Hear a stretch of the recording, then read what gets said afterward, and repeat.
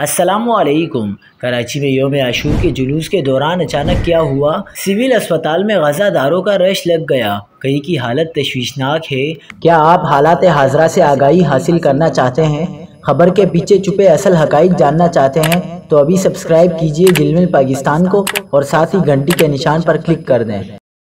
آپ کو بتاتے چلیں کہ کراچی میں 10 محرم الحرام کا مرکزی جلوس نشتر پارک سے برآمد ہوا۔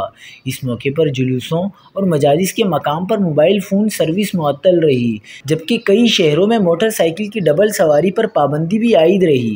کراچی میں نشتر پارک سے مجلس کے بعد شروع ہونے والا 10 محرم الحرام کا مرکزی جلوس مقررہ راستوں صدر ریگل چوک، تبت سینٹر، ایم اے جناح روڈ سے ہوتا ہوا حسینیہ ایرانیہ کھارا در پہنچ کر اختتام پذیر ہو گیا۔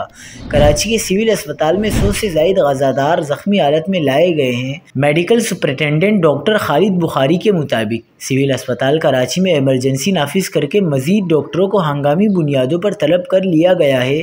اسپتال انتظامیہ کے مطابق 6 غزہ داروں کی حالت تشویشناک ہے، جنہیں ٹراما سینٹر منتقل کر دیا گیا ہے، جبکہ 50 سے زائد زخمی عزاداروں کو طبی امداد دے کر ڈسچارج کیا جا چکا ہے۔